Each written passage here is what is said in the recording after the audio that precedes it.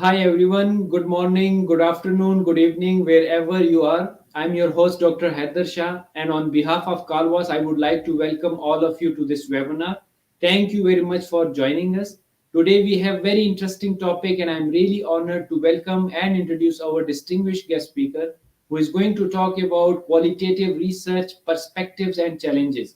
Most of the time, while conducting a research, we think as to what method to adopt, qualitative or quantitative, why to study through qualitative approach, and so much more. So you will get the best insight regarding all these things because we have an expert with us today in this session. So stay tuned because in amazing stuff are coming ahead in this session. So before we start, I would like to thank the Kalwas for arranging such enlightenment sessions, for their support and providing such a wonderful platform. The aim of the Kalwas is to give you the opportunity to interact with the world renowned speakers, teachers, authors, researchers, experts, professionals, and businessmen to share their views, experiences, and tips, which will create and will enable you to learn new things and to develop yourself in order to grow individually as well as to contribute to the world at large. As our slogan is come, learn, and share knowledge. So today we have an amazing person who has a wonderful experience, internationally known and recognized speaker. He's a great human being who is always ready to support and contribute to the world in different ways. So let me introduce him formally. He is a senior lecturer in hospitality and tourism management and deputy dean, deputy head of a department at University of Northampton, United Kingdom. His work is within the scope of critical heritage studies, human geography, and tourism studies, and includes heritage tourism, cultural and historical geography, the intangible heritage, food tourism, and urban geography. His career includes research projects and teaching assignments in France, Germany, India, UK, Japan, and Bulgaria. Last but not the least, he's a wonderful speaker, author, teacher, researcher, professional, and above everything, he's a great human being. So please help me in welcoming our guest, Dr. Nick NAUMOV. Welcome to Kalwa's platform, and thank you very much for joining us. Hello, everyone. Good morning, good afternoon, good evening, wherever you are. And I'm so delighted to be here. Thank you, Dr. Haider, for your kind invitation and for the very nice introduction to me and my work. I'm really flattered by your words. It means a lot to hear that from you. So thank you so Thank, much. thank you so And much. It's a pleasure to have you with us. And as a reminder to the audience that Dr. Nick will be presenting, and he would, of course, leave the time for question and answer session at the end of the session if it is not covered in the session. So let's get started. Over to you, Dr. Nick, please. yes, I've chosen to talk about qualitative research today for various reasons. First, it's because this is basically my own field of interest, my own expertise as well. I've been involved in various qualitative research projects in the past. That includes my own PhD thesis, which adopted various forms of qualitative research, actually. So it is quite an interesting topic, and I will hope you will find it interesting for you, for your work, and for your own personal and career development as well. Before I formally begin the session, I would like to um, basically say a few words about the session itself and about its structure. So I will be talking more about the basics of qualitative research, but from challenges perspective. I would assume that the audience is, let's say, pretty familiar with what qualitative research stands for.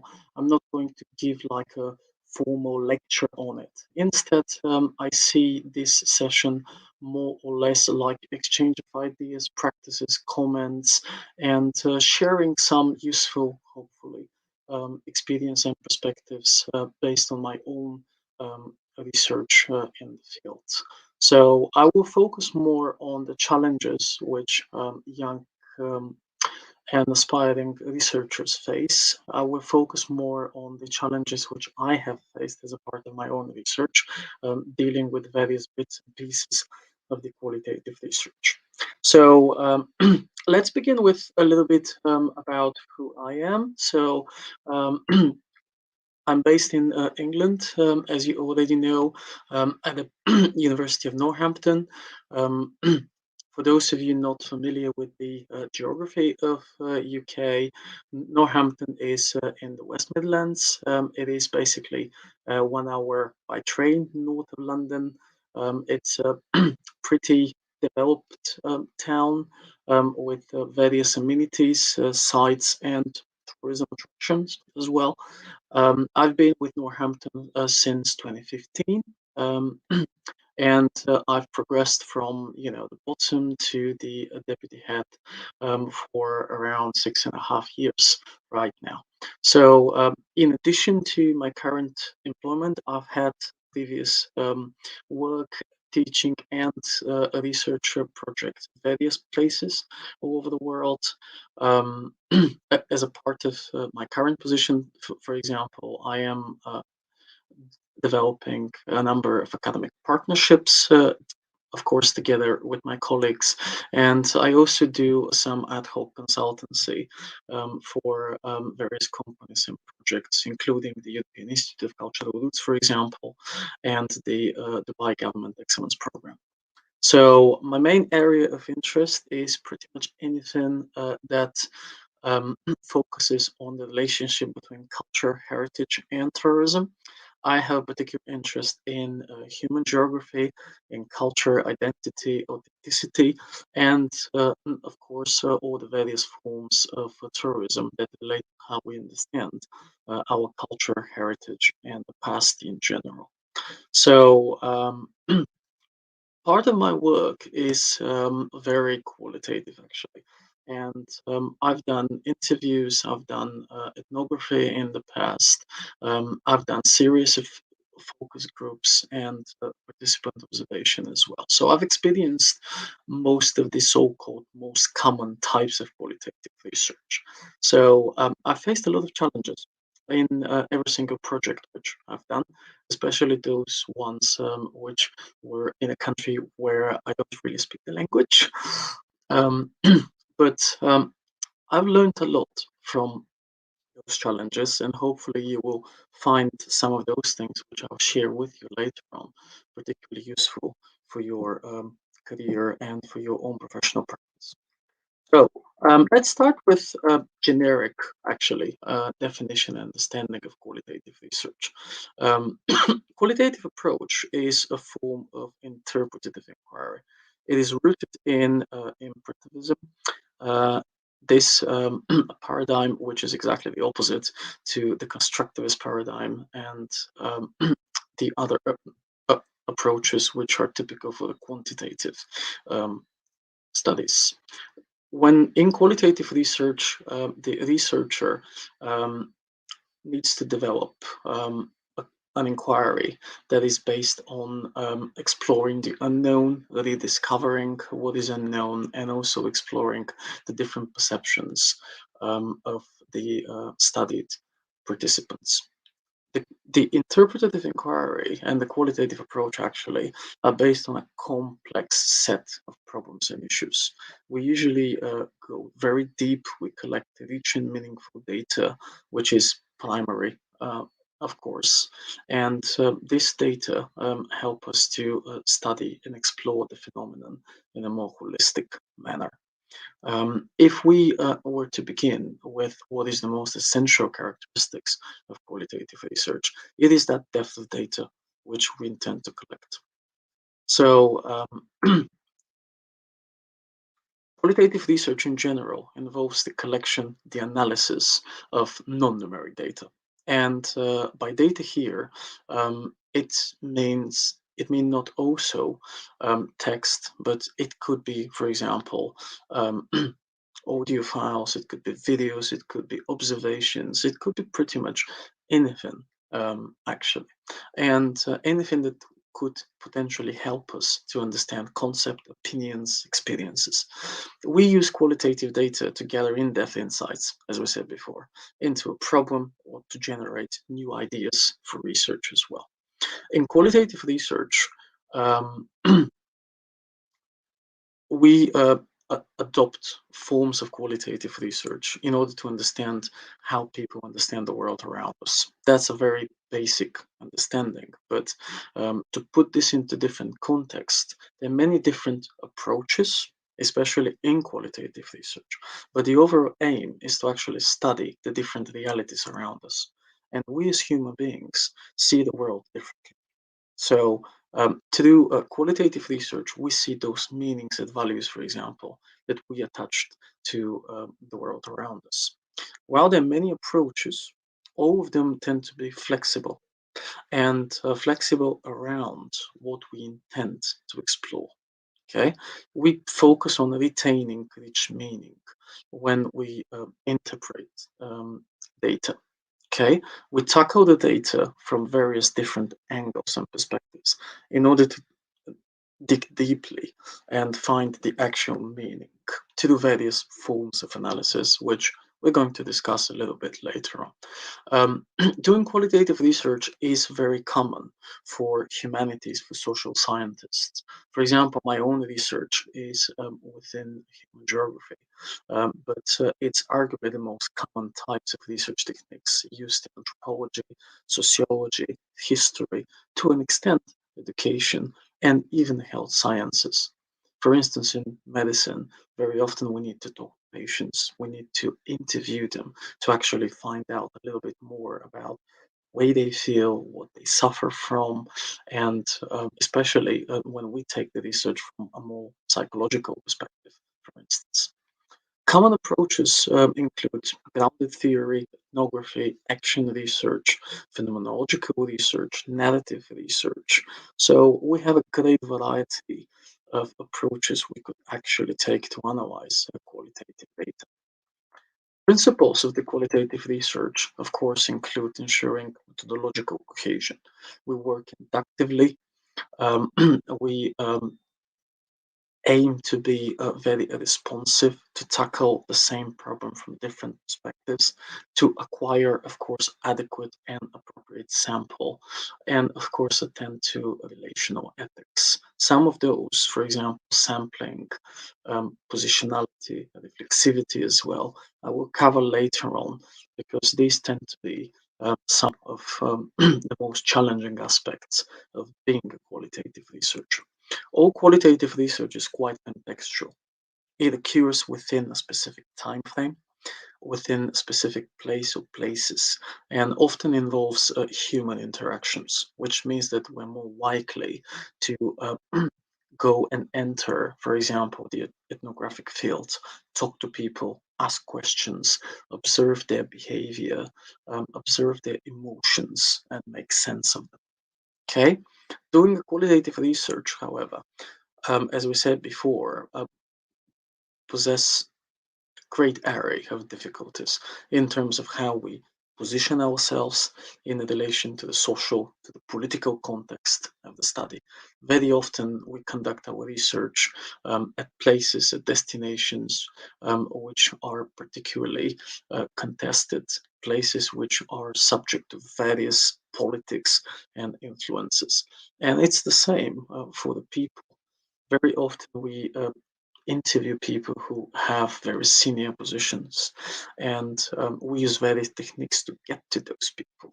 We all know that time is precious, but when the context is slightly more difficult, let's say we want to interview someone with a certain degree of political influence, we need to retain a positionality that allows us to actually keep that conversation in a pretty neutral political context, which is challenging, especially given the fact that, we as human beings, we all have our own influences, and our behavior is often shaped by various political, social, cultural perspectives of the world that we live in.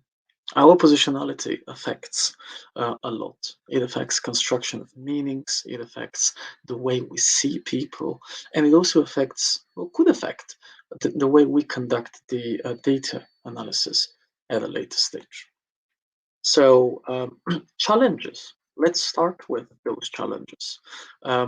One challenge which I've experienced all the time, every single bit of my own research, is sampling. And when we think about quantitative data, for example, our purpose is to sample a large number of subjects to gather, for example, 1,000 questionnaires or 500 um, questionnaires. We aim to generalize to a large population, and that's why we need that large sample. Okay, the overall goal is to test hypothesis and to test hypothesis with the data we're able to collect. With the qualitative data, one would assume shouldn't be that difficult because we don't really need a large sample. Most of qualitative projects could actually be based on several interviews or, let's say 10, 20, 30 interviews is actually quite a large sample for a research paper, for example. But this small number of participants, it's very complex to think about numbers without thinking about who those people are. With the quantitative research, very often we could use random sampling, for example. But with qualitative research, we tend to use purposive sampling. And in some previous research, which I conducted, I needed to sample every single individual person, which meant I needed to find and identify different people based on their expertise, but also I needed to prepare uh, a separate questionnaire for each and every one of them based on their own expertise and how they could contribute to the paper. Okay, so although the numbers seem to be small, it could take a lot more time to actually recruit those people. First, to identify them as ones who are able to contribute to the paper and provide the data that we need. Okay, it's difficult to determine how many people we need. We start with a small sample, then we keep adding people. We use the snowballing technique when we ask our respondents to suggest other suitable people to take part. And we never know when we are going to say, okay, it's enough, we don't need to recruit more people. It's when we reach the so-called saturation stage. No new data are obtained, but this could be after 10 interviews, could be after 20 interviews sometimes. Our intention is to develop hypotheses. It's not to test them. We don't have already existing ones. That's the inductive approach here. And the the challenge with the sampling, on one hand, is to first identify the people. On the other hand, is to recruit the qualified people, and then is to keep going, especially if we have differences with the responses and we feel we want to get more and more participants. Sometimes we hit a dead wall, like we email someone, we keep emailing people, and they just don't have time. For my PhD, for example, I wanted to approach relatively, um, let's say, people at a relatively higher level of governance. And I've hit the death wall many times because you often get those emails, I don't have time, or they just don't apply. Especially politicians, they don't bother. They just send their secretaries to talk to you. And obviously, you can't really get what you want if you're not talking to the right person that you have identified. Okay, so another challenge is basically the analysis. Okay, so in the ideal world, we're going to have enough people to use for our sample. We'll collect data, we will collect some rich and meaningful data. But unlike quantitative research, where we could use more than one software, in qualitative research, yes, we do have software packages such as NVivo, Atlas, for example. But it is not that easy just to see the outcome at the first place. Okay, it may take ages to actually draw the conclusions or even to start seeing some narratives. The beginning of the process is actually one of the challenges. We need to transcribe the data. in order to make sense of it. And on average, if you talk to someone for like 1 hour and a half, it takes between 4 and 6 hours to put the data into writing. And it's not like you can't use a software to help you, but especially when you are interviewing people whose English is not their mother tongue language, then this could be challenging. So you'd better do it yourself. Like for my own PhD, for instance, I did slightly over 30 interviews, and it took me more than a couple of months to actually put everything into writing. And that's only the beginning, because you need to go back. You need to read those transcripts multiple times in order to make sense of the data. Okay, so the next step is basically to draw the themes. A qualitative content analysis usually uses themes as the unit of analysis. So those themes are basically those commonalities that we can get from the transcripts. You can see whether more than one respondent mentioned the same thing, whether they share a same opinion, whether they talk about the same thing. Okay, so those themes initially could be many, and then we narrow this down into sub-themes, for example, or general themes. We can narrow down, we can merge together. It really depends on the data here. Once those themes have been identified, then we categorize them. Okay, and we put them into different categories. Very often we assign codes based on the themes, and later on we use these codes in the paper just to refer to the respondent or to refer to the theme as well. So, in order to enhance the meaning and to capture the emotions, later on, we also need quotes. I'm pretty sure you've seen a lot of qualitative research published, and what is distinctive there is that we have the quotes from the respondents to actually add to the argument. Okay, and identifying those quotes, putting them into the right themes, putting them into the right part of the project, that is also a time-consuming process, but it's also an intellectually challenging one as well. Very often we need to read the same transcripts, we need to go back to the same data hundreds of different times just to make sure that we are putting the right thing in the right place. And most of what you can see in this slide can easily be referred to the process of conducting interviews. It could be even more challenging when we're conducting participant observation. Let's say I want to explore the cultural values which are manifest at a particular cultural festival, which is an area which I'm very keen on. So the most useful technique to collect data will be to attend the festival itself and become a participant. As a participant, I will talk to people, I will have informal conversation with whoever takes part and so on.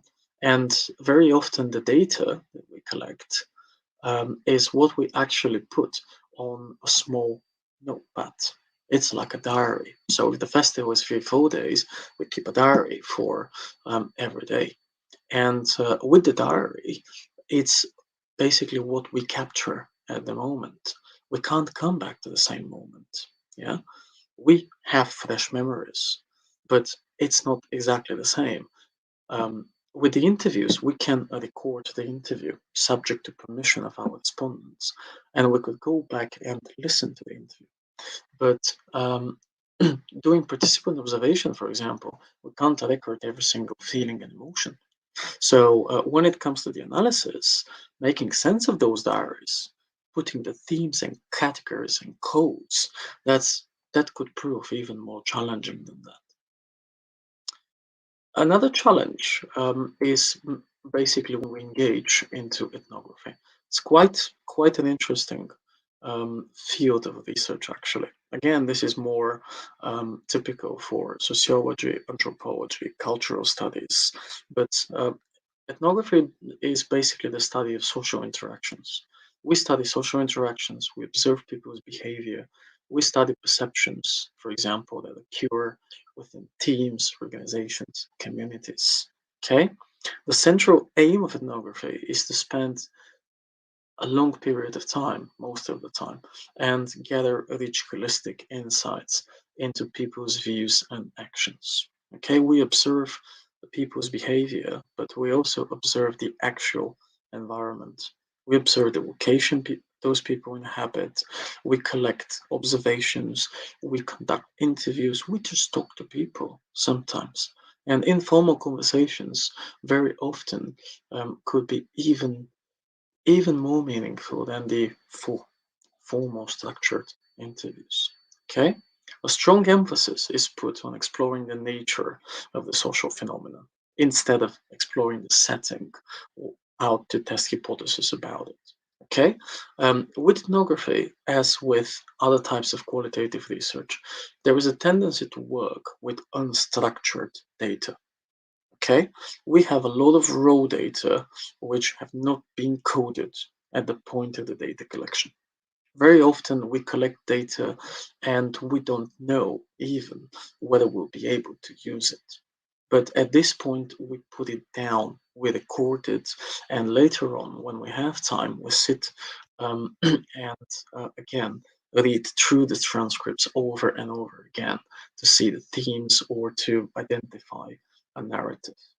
Okay, so it's particularly challenging in the process of participant observation. Okay, for various people, participant observation is the easiest method in the world. You go somewhere, you see what's going on, you make some notes, and you go back home. I wish this was the case. Yeah, but truth is, it's one of the very few methods for which we actually prefer. Okay, we were born, okay, with the intention to observe the world around us. Okay, in every single human being, we got this sense of curiosity, and very often we want to participate in various activities. Okay, we want to travel to different places, we want to talk to different people. So, being a participant is a natural thing, and observing what's going on is natural as well. Within qualitative research, it's much more complex than we may think it is. Okay, we as researchers want to collect data that is meaningful. Okay, and in order to do so, we first need to understand those interactions that we can see, the behavior of a group of the people before we draw any conclusions. In one of my previous projects, I needed to spend an awful lot of time understanding the meaning of the words and understanding the context first, and then why people use this specific terminology. It was a language which I'm able to speak, okay, but it's specific terminology in the specific context, okay. In order to draw conclusions as a part of the discourse analysis, for example, we need to first be aware of the context of the situation, of the environment, even in order to understand the full picture. Okay? Our role as researchers and scientists is to be objective. And in order to be objective, we first need to gather the data to prepare. One of the most serious challenges is positionality. Okay? And it really depends on what we actually do, whether we conduct research, for example, at a place which we're familiar with, whether we conduct research at a setting which we are tipped as an outsider, or whether we're familiar with that setting, so we're tipped as insiders. Okay?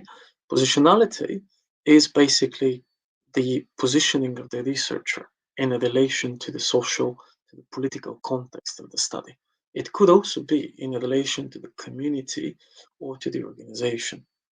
For instance, in business management, when we conduct evaluations at a given firm or at a given organization, it's essential to think whether we are an insider because we work for the organization, or whether we are an outsider because we work for this company, but we don't necessarily work in the same department and we don't know the people who work in the same department.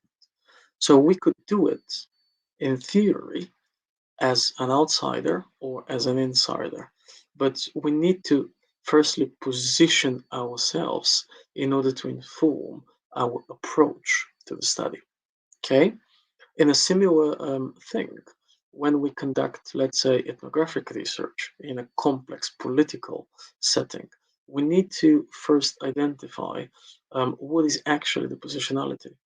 Are we seeing this as an outsider, as someone who, for example, lives in England, someone who has nothing related to this particular social setting? Or we're seeing this as an insider, because we may live in England, but we are originally, let's say, from Pakistan, and we feel that this is our insider's perspective. The position adopted by a researcher, believe it or not, it affects every phase of the research process, from the way the question or problem is initially constructed to the way we design the whole study, all the way to how we make sense of the data as well. So we need to be very careful and very mindful of what our positionality is and what our positionality, um, what kind of positionality is demonstrated to the respondents. Because sometimes this might be the key for us to get the people, or it could work vice versa. Sometimes our positionality, for example, as outsiders, might prevent us from being able to reach the setting and talk to people. Okay. Um, Speaking of insiders and outsiders' perspective, on this slide you can see the clear differentiation between both of this. But what I want to stress here is that this differentiation very often is unclear, and it very often it's subject to change. And I want to give you my own example and my own PhD, for instance. I conducted my PhD research in my home country, which is Bulgaria. But when I started the PhD study, I had lived in the UK for, um, let's say, substantial period of time. So it's not like I had lost connections with people and the setting as well, but at least I wasn't an insider. I was no longer considered as someone who belonged to the community. Yeah. And the place where I was born is a small community, really, really small community. Everyone knows each other. So when I started the research, I positioned myself as an insider because I wanted to discover new things, to compare, contrast people's perceptions. And, in small places, being an insider is seen as a strategic advantage. When people get to know you, it's highly likely that they will be able to talk to you. Okay. However, it turned out that this didn't really work as planned because it's turned out that the local community actually perceived me as an outsider, as someone who has left the community, someone who, um, was living in a foreign country, as someone with a completely different understanding of their own world. So it was really, really difficult to get to know people, actually.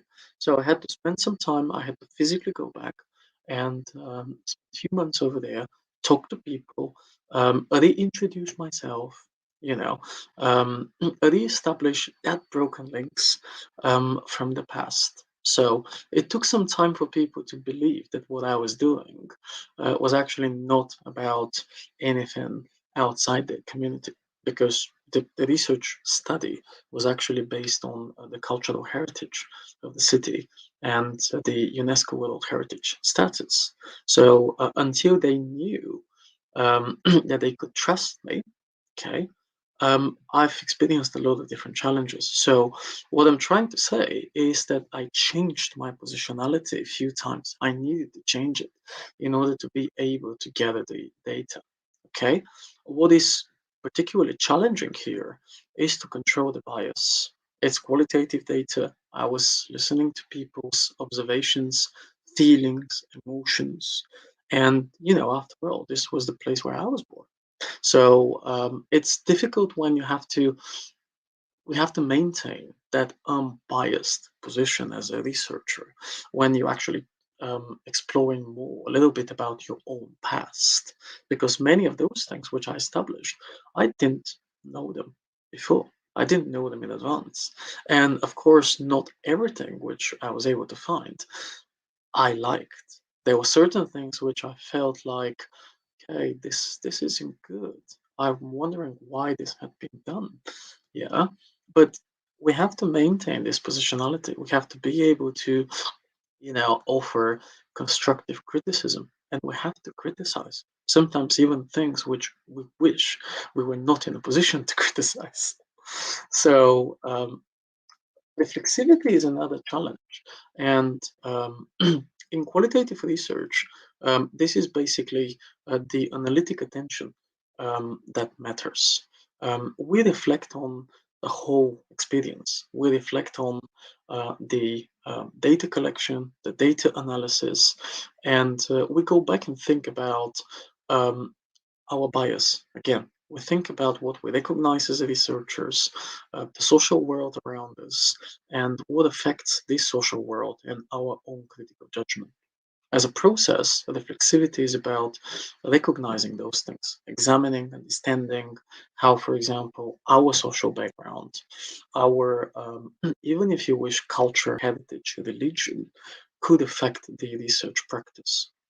In cultural studies, for example, we always need to make sure that we draw a line between our own social background and the study setting, especially when the circumstances can be quite complex. The key to reflexivity is to make the relationship between and the influence of the researcher and the participant explicit. This was exactly what I told you before that I needed to do with my own data collection, my hometown ethnography, as I would used to refer to it. Okay, it's to express my positionality, to say who I am, to basically explain the reasoning behind conducting the study, and also to stress about what is that I'm going to learn of the process and what my research is going to contribute to the local people. This was a question which, I was asked 100 times maybe. When you are done with your research, what about us? Are we going to benefit? Are we going to share it with someone so they know our problems? Okay. Yes, I said I will publish it. I'll publish it in English. I'll publish it in Bulgarian, hopefully. Yeah. But it's an important process. It's very important, especially at the end of the process, to actually reflect on what has been done and think about, okay, could I have done this in a different way? Could I have collected different set of data? Could I have done anything which to, maybe increase the number of participants? So some lessons learned, and this is basically not from just one research project. Yeah, it is basically what I've learned so far in my own experience. First and foremost, qualitative data collection for many people seems easy and straightforward. You just talk to people, you interview someone for 1 hour, you keep notes, and you'll be fine. It's not as easy as it sounds. It's actually a very structured process that requires a lot of advanced preparation. Very often, we need to prepare the interview scripts. We need to make sure that all the questions are logical and add to one another. We need to make sure that we are prepared for follow up questions. We need to make sure what we do if the conversation isn't going in the right direction. How do we control it? Especially when we conduct focus groups, when we have five, six, seven people in the room. What happens when they start arguing to each other? I've seen that, yeah, a few times. You have to control it, but you have to get them back into the right direction because you need that data and you only have today to collect it. Okay? For me, positionality is the key to how we collect data. Those decisions we make in terms of how to present ourselves, how to present the institution we represent, how to approach our participants, how to gather information needed, All of this starts with positionality, and it refers to positionality. Okay? Same thing with reflexivity. It's subject of conflicting interests. It is also about our controlled, uncontrolled bias. It's the main tenets of this bias that we always need to be aware of. Qualitative research is much more dependent in comparison to quantitative research on emotions, feelings, attitudes, meanings as well. We want to study um, people's perceptions. And we start with the question, how are you feeling? But then we ended up with the question, why? Okay, and there's always more than one interpretation to the why question. We want to go deep and see, first of all, whether what we are hearing now is what it really is. Sometimes our respondents may not share what they want to share, okay, or sometimes they share what we want to hear, but we want more. Last but not least, the data analysis. The data analysis is robust and time consuming. However, it is worth it. Most of the time, we end up with rich and meaningful data, which we can draw a lot of different conclusions out of it. Okay, and of course, it is very subjective interpretation as we want to think. But if we organize the data, if we analyze the data in a systematic way, if we categorize, code the data, and draw the themes, supporting them with quotes, for example, then that's potentially very, very rich data which could be used for various purposes. So on that note, I would like to give you the floor for some questions. As I said, I don't intend this to be like a lecture style presentation, and I'm pretty sure you already got some questions. So if you're interested in my own research, if you're interested to find out a little bit more about what I do, or if you can see some similar research areas, I'll be very happy for you to get in touch. You have my own credentials here on this slide. You can easily find me on LinkedIn, on Twitter as well. So there's more than one way to reach me, in other words. So thank you for your attention, and I'm all yours for any questions which you might have now. Thank you. Thank you very much, Dr. Nick. It was so wonderful presentation, and I love the way you presented with what a calmness and what in a relaxed way. And I love the way the you presentation and the flow particularly. And I loved once you said that I will not go to in detail of the qualitative, but I will focus on the challenges, which are the most important thing.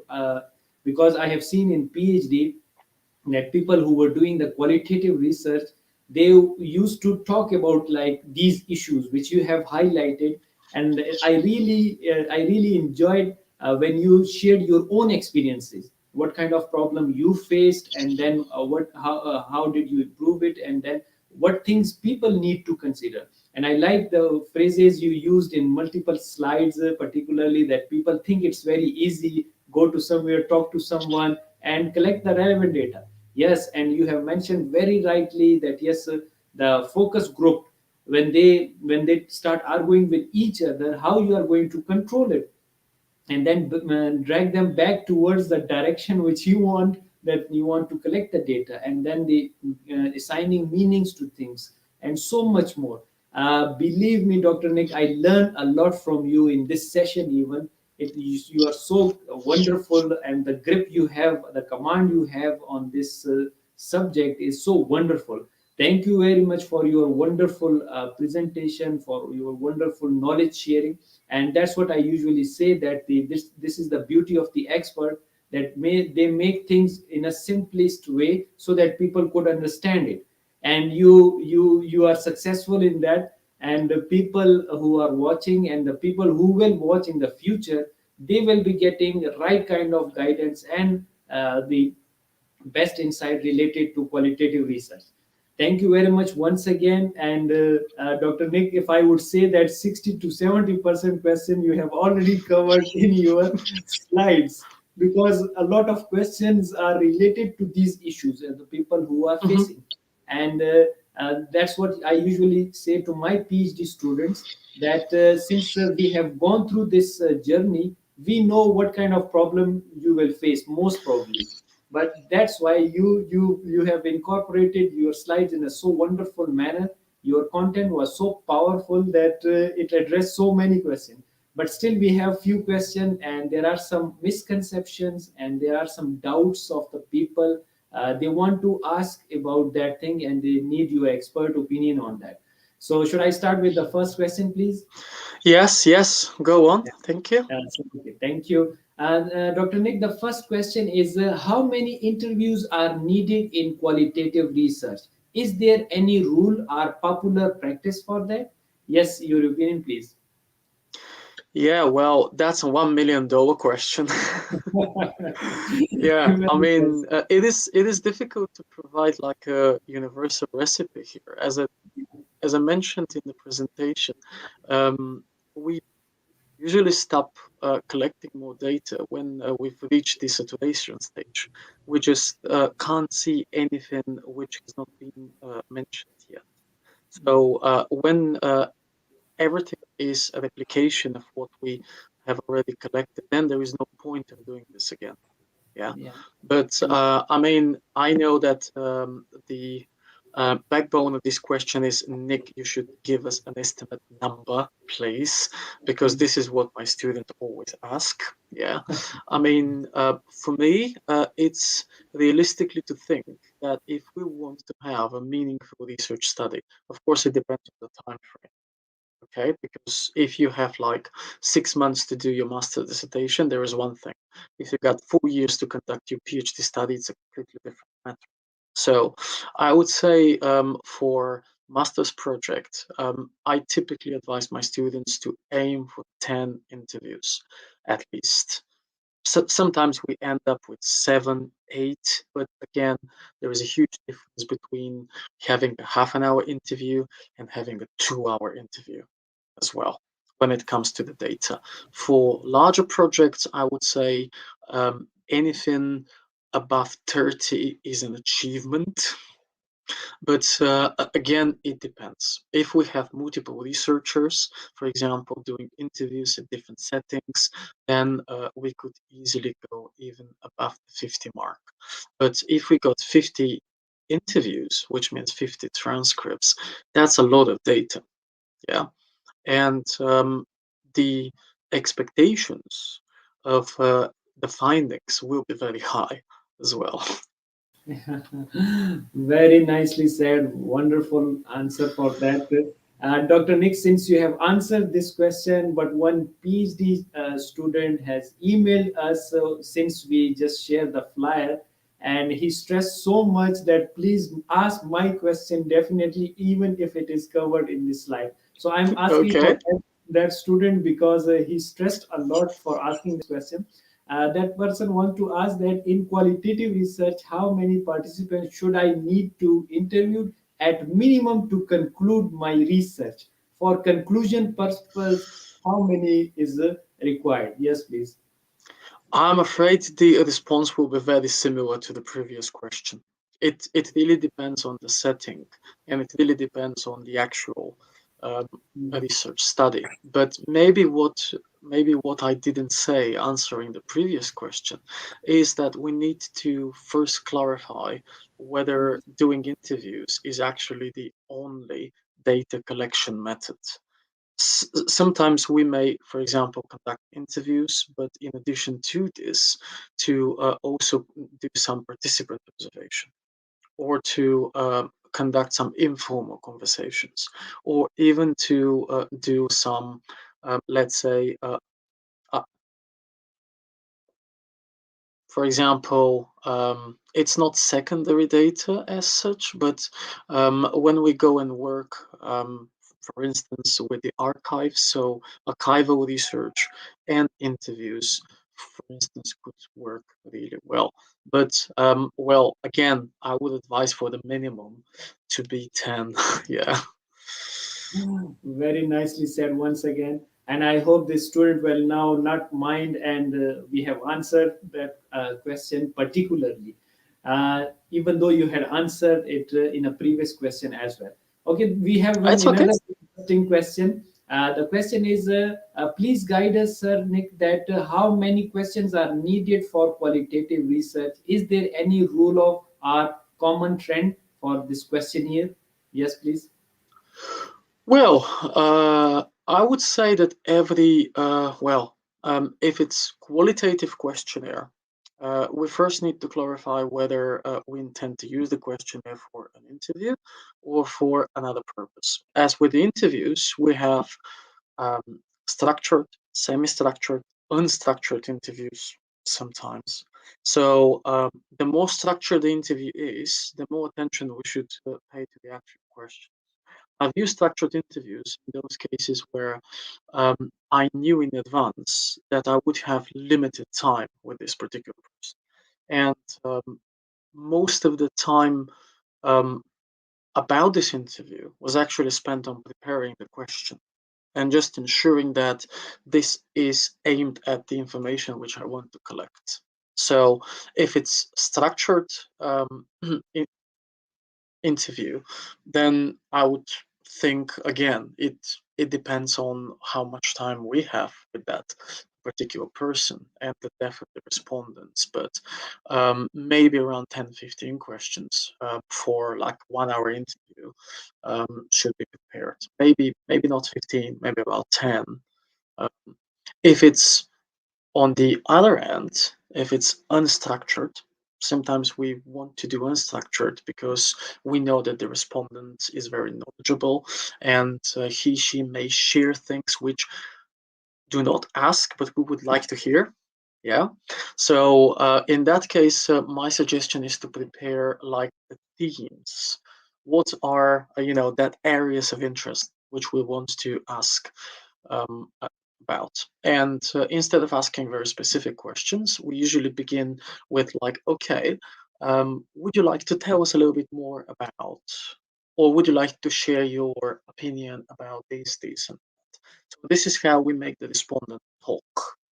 Yeah, and this is always a very good beginning, which facilitates a more meaningful conversation. So if it's unstructured, again, it depends on the time, but I would think of maybe like 5 core areas of interest and some follow-up questions which do um, specify the direction of the conversation. Most of the time, we conduct semi-structured interviews. So we got the question, we got the theme, but it's not that explicit. In my own experience, if I have like an hour interview, I always end up with no more than 10 questions. Yes. Once So just again, an opinion. yeah, superb answer to that, and you explained very well. That's what I would say again, that it's the beauty of the expert, that they give you detailed answer on that and guide you in the right way, that how can you do it in a better way. Yeah, Yeah, very nicely said. Since we have the time limitation as well, your time is so precious, I know. We have one last question for you. yeah, That please. is that Dr. Nick, please guide us. If we do a mixed method of research, which should we do first? Qualitative method or quantitative method? What is your opinion on that? Yes, please. Well, I'm afraid I'm a bit biased because I'm a qualitative researcher, but I haven't conducted a lot of mixed method studies. But my own opinion is, of course, it depends on the actual context and it depends on what data you already have. For example, if you start with secondary data and you want these to be used to help you with the primary data collection. But my own opinion on this, and once again, this is perhaps a bit biased, is that we should first think about what the quantitative data will add to the study and what the qualitative data will add to the study. For example, if we start with the quantitative data, we could establish some commonalities. We could see the relationship between variables, but we wouldn't know the answers to the why questions. So once we get uh, an overview, once we get the variables thing, then we could put the second stage of the research and, for example, talk to people and ask more in-depth questions. Very often, though, in a mixed method approach, you end up with a questionnaire. And the questionnaire is comprised of um, closed-ended questions, which are primarily quantitative, and open-ended questions, which are qualitative. So in that case, the role of the qualitative ones is again to clarify the meaning. Okay, so for example, how happy are you with this particular lecture on the scale from 1 to 5? Yeah, and when we put 4, when we put 1, when we put 2, then we might have a follow-up question. Would you just please explain the reasoning behind the score that you provided? Okay, another way of using this might be. Again, I'm using the same context. Let's say we have a lecture and we want to do a little bit of research to find out the effective strategies of teaching and learning from a student's perspective. So we might have like 10 closed-ended questions, like how satisfied are you with the lecturer, with the contents, with the pace, with the materials, with the assessment. And then we might have another set of 5 qualitative questions, which are, would you please share your observations about the learning process? Would you please share a bit more about the way you learned in this module? What was the most interesting thing for you, and so on. So this is how we could easily combine them. I would say most of the time we begin with testing hypothesis, which is quantitative, and then we do qualitative. But I've seen things done vice versa as well. So it really depends on the aim of the study and its objectives. Once again, very nicely said. And once again, I would say that really, I love the way you started. I love the way you are answering the questions, and I can see a lot of requests from the people that to arrange second session with Dr. Nick, so that we could have a lot of question answer session and to listen to more to him. So definitely, we We will could, request you we could, again. yeah. Yeah, yeah. Thank you very much once again for your wonderful knowledge, for your wonderful tips and suggestions. I personally learn a lot from you. And there is a famous quotation that if you learn one word from anyone, that becomes your teacher. So you are my one of the teacher mentor. Thank you, thank you. Thank you very much. What is your message to the world as a teacher, researcher, trainer, learner, professional, and educator? Yes, please. Never stop learning. Yeah, there is always something that we can learn. And actually, it's not a quote, it's just basically more than a reflection. We live in a world where we learn in different ways. We go to school and we learn from the teachers. We open a newspaper, we learn from the article. We open a textbook, we learn from the text. Yeah. But for me, what we need to focus right now is that learning happens anywhere. And we don't need to go to school, we don't need to open a newspaper. We need to talk. We need to talk to people who have done that before. We need to see every single setting as a learning space. Like sometimes I go shopping and I just talk to the people at the fish market, and I learned something which I didn't even know that it would exist. Yeah. So never underestimate the setting. I've heard people telling me, well, if you want to learn something, you need to go to Oxford. Yes, but not everyone can go to Oxford. Plus, it depends what you want to learn. Yeah. If I don't want to learn about physics, medicine, anthropology, but I want to learn about information technologies, for example, maybe I should go to MIT and not Oxford. Yeah. Or maybe I should go and talk to Bill Gates. Or maybe I should go and talk to, a friend of mine who's into tech. You know, you don't need to go to the most reputable place to find simple answers sometimes. I think we just need to get used to the fact that the world is constantly changing. And I may have spent ages so far, to get my qualifications and degrees, but in 10 years' time, they may be completely useless if the world has changed. Yeah.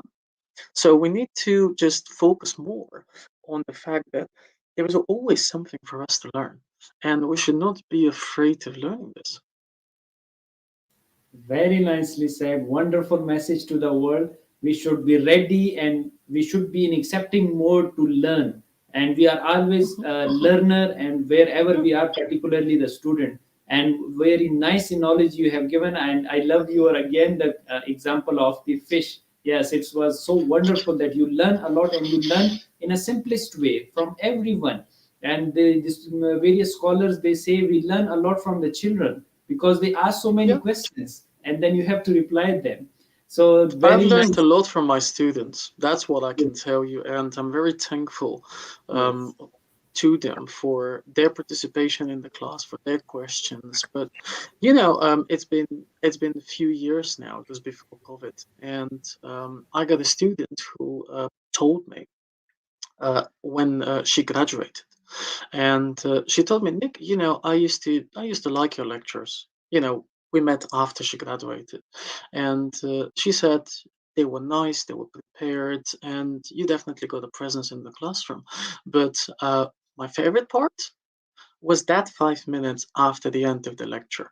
Usually when I finished the lecture, I got like 5 minutes for questions and answers. Then all the students go to their next lesson, and I always got people who, just come to me because they want to ask something in private. Yeah.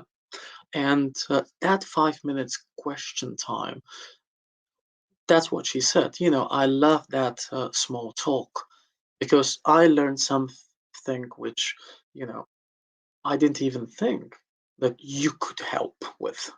But I learned more about the the person who you are and not the teacher, which is, Very very, very nice to hear. It shows that what we do in the class is not because we have to do, it's part of our job. It's not because we want to do, because we want to educate those people, but we want to help. Okay, we want to help um, people who want to do the same things that we've done. And, I've talked about challenges here. I've mentioned a few of those things which I wish I could have done. And for me, based on my students' feedback, students are very happy when I go in front of them and I say, listen, this is what I did. And I actually don't think this was the right thing to do. I don't think this was the right decision at the time. Okay.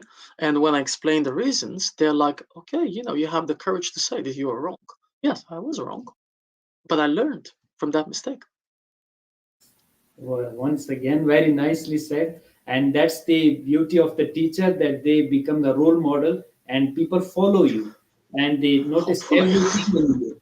So I'm pretty sure that you are a wonderful teacher and wonderful presenter, and that's why people are impressed, and that's why you are contributing to the world. Our world needs people like you who are contributing in true sense. And thank you very much once again. In the last, indeed, I would say that the role of qualitative research perspectives and challenges are so much important. You need to understand the challenges and you need to follow these experts in this area, like the Dr. Nick.